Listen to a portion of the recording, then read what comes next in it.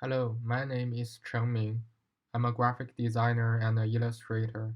In today's video essay, I will talk about how the pandemic affected the economic development of the creative and the graphic design industry. The COVID-19 outbreak has thrown the world economy into reverse. The economy in 2020 will be worse than it was during the global financial crisis, as new infections rise sharply and governments take steps to contain the spread of the pandemic. The economic damage to all countries is growing. China was the first country to be affected by the outbreak, with more than 60,000 confirmed cases by February 2020. The outbreak is at an intense stage in European countries, such as Italy, Spain, and France, followed by the United States, which has seen a rapid increase in existing cases. In many emerging markets and creative industries, the pandemic continues. In 2019, 2 million people were employed in the creative industries, up 34% from 2011.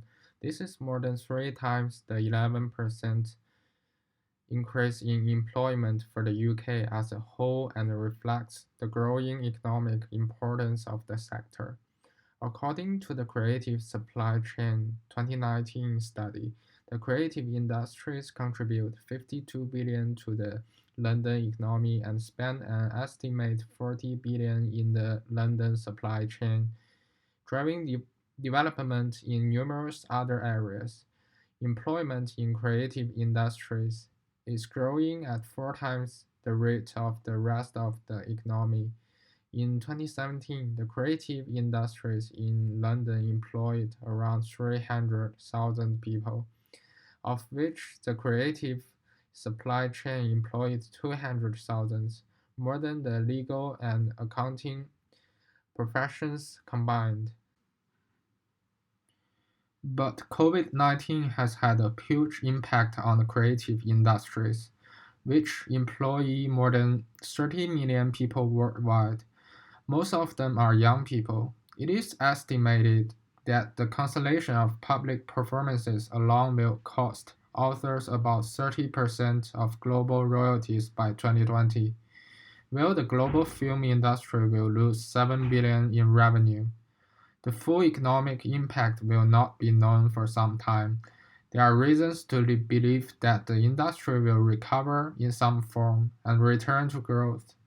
This is an industry characterized by creativity, innovation, resilience, and agility.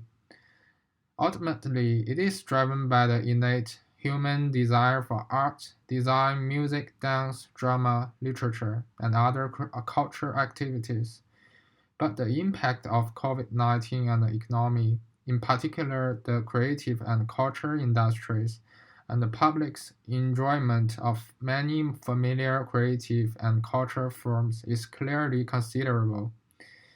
After a period of time the lockdown completely, and the shared workspace be forced to shut down in public places, the limitation of continuous and public attitude and behavior change continue to give them a heavy blow, especially those of personal creation or creation mode and business module is based on mass public gathering of individuals and organizations, such as live music, drama, dance, comedy, and movies. According to the conclusion drawn by Oxford Economics, the analysis is as follows. Creative industries lose a total of 74 billion in turnover over the 2020 period compared to 2019. This will translate into a total GBA shortfall of 29 billion compared to 2019. Creative industry are expected to lose 100,000 jobs in 2020, with a further 200,000 job losses among self-employed workers. Total 400,000 jobs are at risk. Of the sector, the performing arts are expected to take the biggest hit, with theaters likely to lose 3 billion, like 61% of turnover compared to 2019 due to the cancellations. This does not take into account the future willing of spectators to return to the field. Consumer demand for digital content and services has increased due to location closure and leisure time for workers on vacation. For example, Netflix gained 16 million new subscribers because of the lockdown. Since the COVID-19 began, most graphic designers around the world have worked as freelancers from home. But for some, this is a new challenge to face this problem. Most graphic designers take home as their work area, establish communication with clients through the network platform, and then find a work pattern that suits their own at home. But this is difficult for many graphic designers to accept. As the pandemic progresses, and as more and more companies realize that it is possible to work through the video, and then even after the lockdown is lifted, it may become a hot way for designers to work at home. Where lock-in restrictions have been loosened, company executives have asked their team to work remotely in shifts and groups so that social distancing can still be exercised. As telecommuting becomes a new way of working and designers slowly learn to adapt to it, many designers will need to find a work environment without commuting, with roommates or with children around, and designers will find a balance between work and life. Graphic design has made great contributions to education, transportation, enterprise, information dissemination, and community promotion all over the world. Graphic design has a long history. During the difficult time of the global pandemic, graphic design has always stood out. From the symptoms of cholera in India printed on a white sheet of paper in 1831 to the iconic AIDS campaign of the late 20th century, graphic design has always been a way to remove negative messages, educate people visually, and communicate with the masses in a simple and understandable way. For the current pandemic, graphic designers around the world have also come together to create graphic works that educate, inform, and positively help people.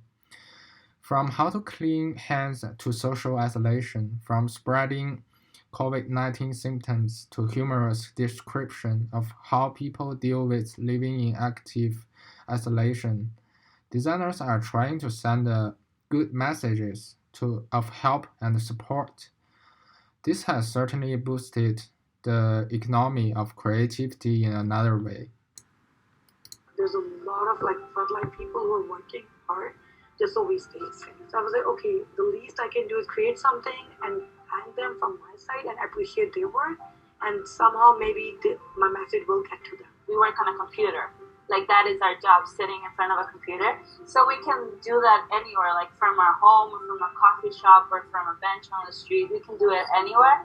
So recently we completed an illustration for the 519, which is an LGBTQ2S organization in Toronto, and they were looking for an illustrative poster to spread the word about the volunteer work and programming that they're doing to support the queer community during COVID, so like hot meals and other types of support. So that was a really, really, it was really fun, and it was a tight turnaround, obviously, because things are so up in the air right now, but it was a really fun project to do, and it really feels like you're making a difference in the way that you can, which is, yeah, by being creative.